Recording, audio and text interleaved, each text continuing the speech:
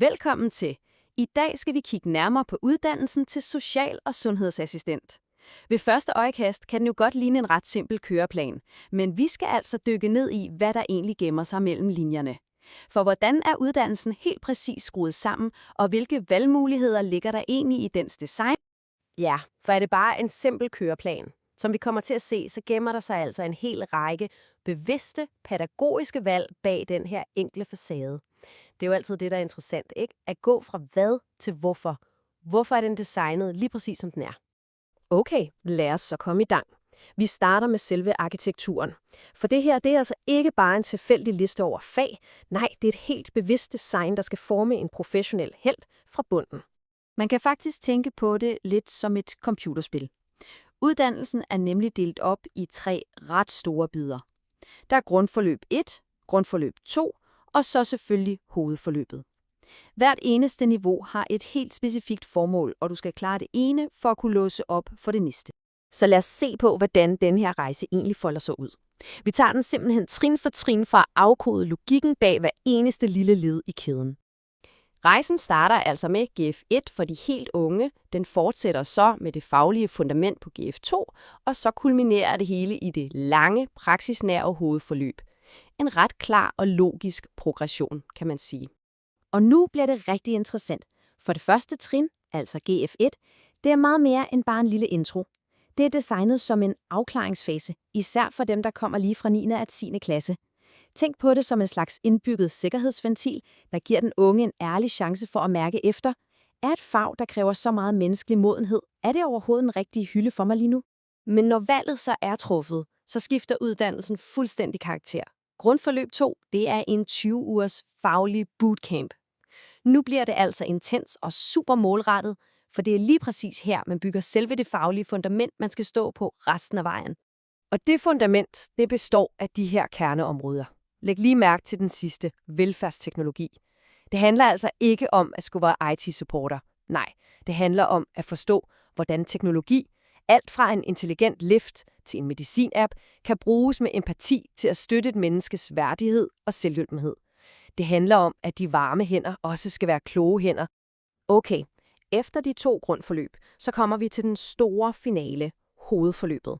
Og det er bygget op omkring et helt centralt princip, vekselvirkning.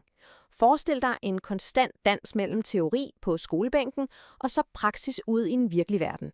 Det her, det er den klart længste del. Vi tæller næsten 3 år. Og det helt afgørende her er, at man skal have en uddannelsesaftale med en kommune eller en region. Det sikrer jo, at man ikke bare bliver uddannet til et job, men i selve jobbet. Man kommer altså vidt omkring, fra plejecenter til psykiatri, og opbygger en enorm bred erfaring.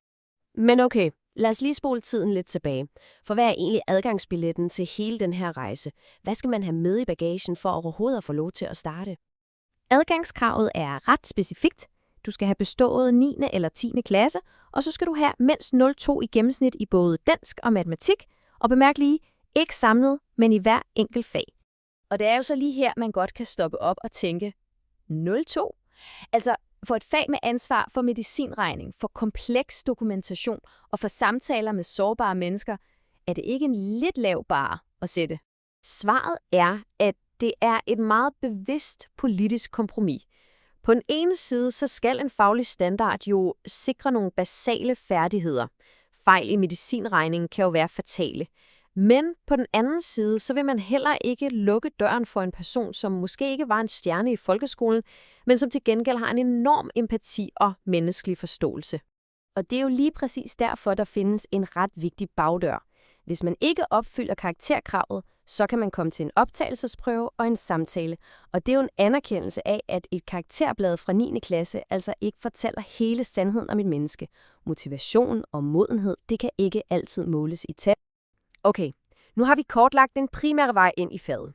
Men der findes faktisk en anden, markant anderledes rute. En slags opgradering kan man kalde den, som hedder EUX Velfærd. EUX er en hybriduddannelse. Du kan tænke på det som det bedste fra 2 verdener. Du tager din fulde erhvervsuddannelse til social- og sundhedsassistent, men samtidig læser du en hel række fag på gymnasialt niveau. Du ender altså med at stå med både et svendebrev og en studentereksamen i hånden. Og det her, det gør jo valget til et reelt strategisk valg. Standardvejen tager knap 4 år, og så er du klar til arbejdsmarkedet. EUX-vejen, den tager næsten et år længere og er markant mere krævende, for du skal jo jonglere både praksis og gymnasiale fag på samme tid. Men gevinsten, den er en enorm fleksibilitet. For hvad er den store gevinst så, spørger du måske? Jo, det er de døre, der bliver åbnet. Med en EUX i hånden kan du gå direkte videre på en lang række professionsbacheloruddannelser, som for eksempel dem, du ser her. Du lukker ingen døre. Du kan i princippet arbejde som SOSU-assistent i 5 år, og så pludselig beslutte dig for, at nu vil du læse til fysioterapeut. Så lad os lige samle trådene her til sidst, for det her er jo ikke bare en uddannelse, det er et helt landskab af valg, der skal træffes. Og det er jo kernen i det hele. Det handler ikke kun om, hvorvidt du vil være social- og sundhedsassistent. Det handler om, hvilken slags professionel fremtid du ser for dig. Er det den direkte vej til et meningsfuldt job, eller er det den lidt længere vej, der holder alle de akademiske døre åbne? Så det billede, der tegner sig, er jo en utrolig gennemtænkt uddannelse. Den starter med en afklaringsfase, den bygger et solidt fagligt fundament, og den forankrer det hele ude i virkeligheden. Den balancerer faglige minimumskrav med en åbenhed for forskellige talenter, og så tilbyder den ambitiøse spor fra dem, der vil endnu mere. Og netop fordi køreplanen er så klar, så efterlader den os jo med det allervigtigste spørgsmål. Materialet her fortæller os alt om kravene, men det siger jo ingenting om, hvem der egentlig egner sig til faget. Så her er en tanke, du kan tage med dig. Hvis du skulle pege på den ene personlige egenskab, der overskygger alt andet for at trives og lykkes i det her fag, hvad vil det så være? At finde dit eget svar på det spørgsmål er måske den vigtigste forberedelse af dem alle.